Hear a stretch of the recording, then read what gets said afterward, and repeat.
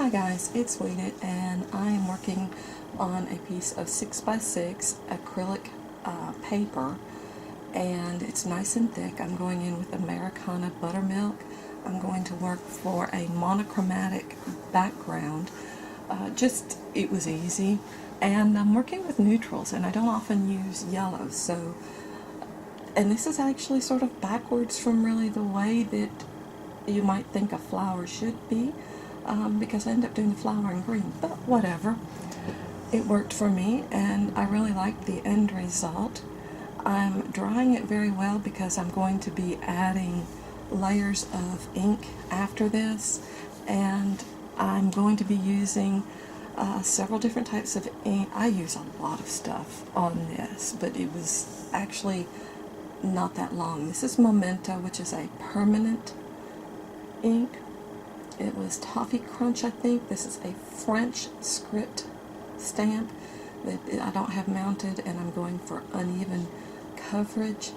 I'm doing both pieces. One piece is for the saying that I'll be using, and the other one is, of course, the 6x6. I make sure it's nice and dry because I'm coming in on top of that with Antique Linen Distress Oxide, and again, I'm not trying to get full coverage. I just want it very spotty, and this partially obscures some of the print, which is fine. I actually have the saying, these stripes going in the opposite direction to help the saying stand out a little bit. I'm a bit fastidious about cleaning my stencils and my stamps because I don't want to transfer any ink from a previous project, so I try to make sure that I clean them really well. I'm going to come in with, this is a stencil by Hero Arts. I'm using Ice Spruce, and I'm going to be using a, dang, I can't think of what those brushes are called, blender brush. And I've got the stamp that coordinates with that stencil, and I've stamped it and cut out 2 masks, and you'll see how I use that in a minute. I'm going in and just putting the iced spruce all over. I love that color. It's just such a soft color. In a minute, you'll barely catch it. I take a baby wipe right here, and I actually remove some of that ink. So I didn't want the flower, completely solid and dark because it is in the background.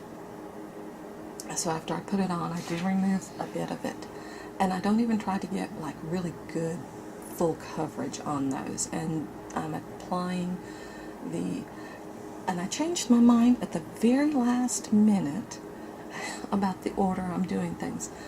Now, it was a bit of a treat. I don't often buy sets of things, but in this case, I really liked that stencil, and I liked the stamp, and I don't think I've ever used them together before.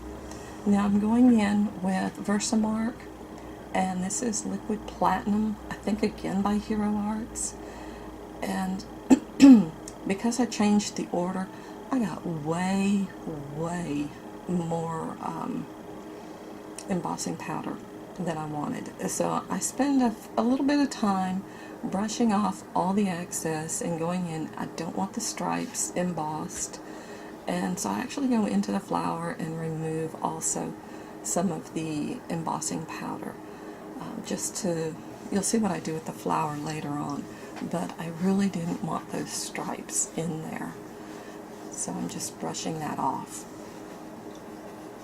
And I love, this is not quite monochromatic at this point, but I pretty much stay in the soft yellows, and even that liquid platinum just coordinated so well with it. So I heat up my heat gun, I turn it on, and let it get warm before I take it and emboss with it, so I don't scorch my embossing powder. And the saying is by Hans Christian Andersen, and it is, living is not enough.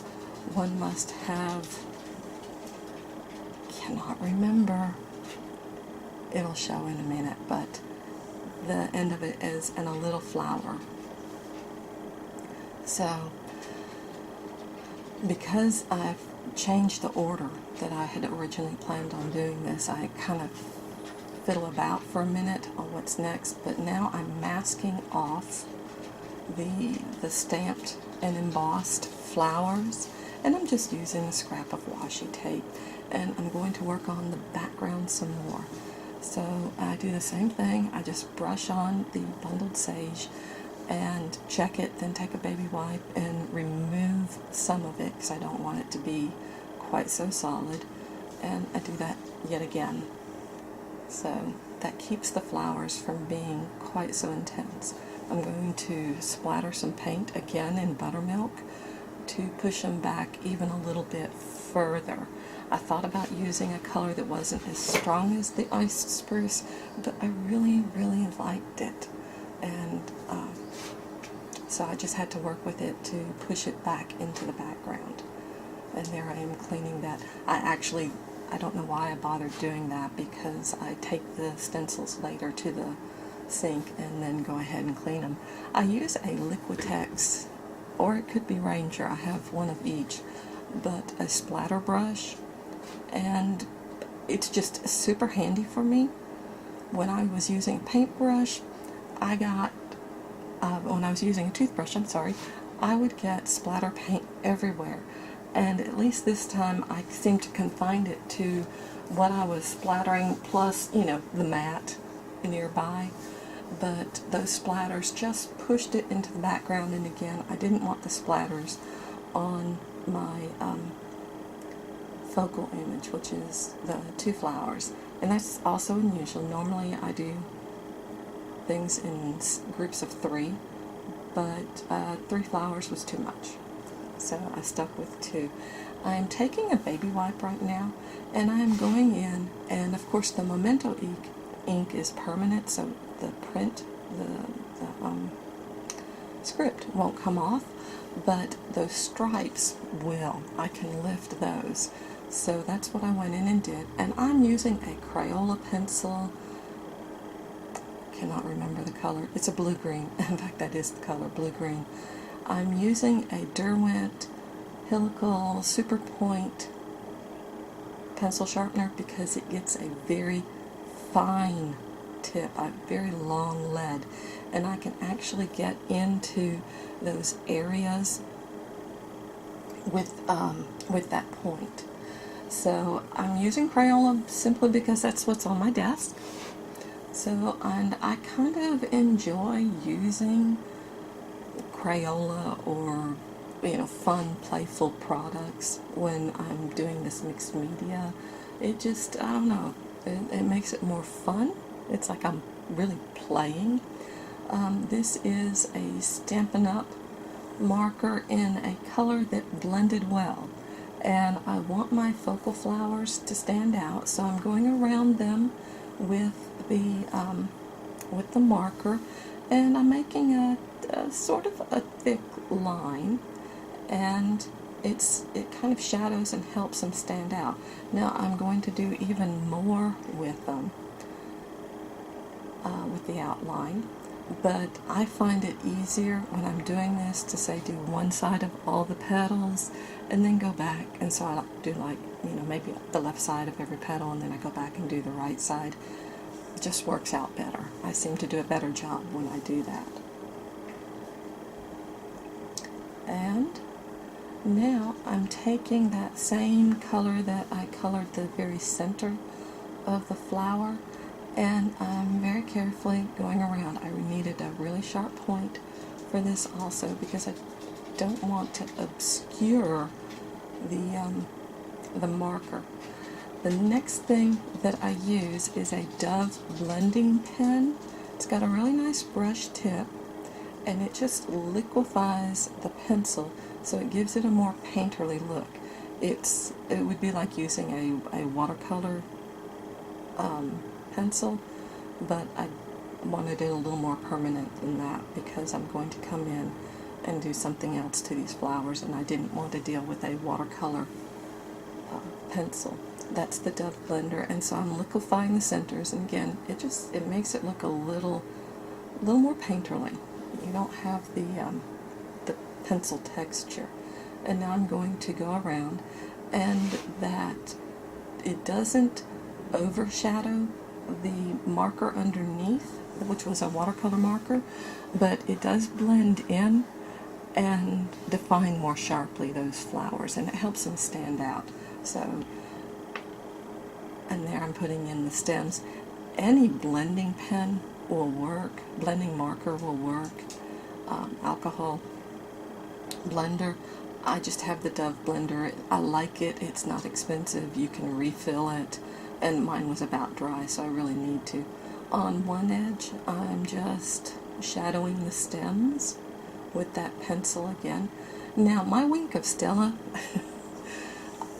I have refilled it, and what I did is just filled it back up with water. There's so much pigment that settles in it that once you've used the liquid up in it, you can fill it back up with water and keep going. In fact, watch, I wanted to saturate the paper a little bit more, so I squeezed some out, and again, that's after I've already used up the pen once. So I just put more distilled water in there and keep on going with it. I haven't had to do it a second time, so still going strong with it though. Now, I didn't like how it stamped, the saying, so I go back in with that same marker and I just sharpen up all of the letters. I'm not going to say it's great and perfect, but it's good. It worked for me. So I was happy to find a marker that I had, because I was trying to work with my distress marker in Bundled Sage, which one must have sunshine, freedom, and a little flower. That's what it is. Living is not enough. One must have sunshine, freedom, and a little flower. By Hans Christian Andersen. And that stamp is from Art Deco. And now I'm going to take my pencil and I'm mopping up the rest of that Wink of Stella. I hated to do that, but I was afraid.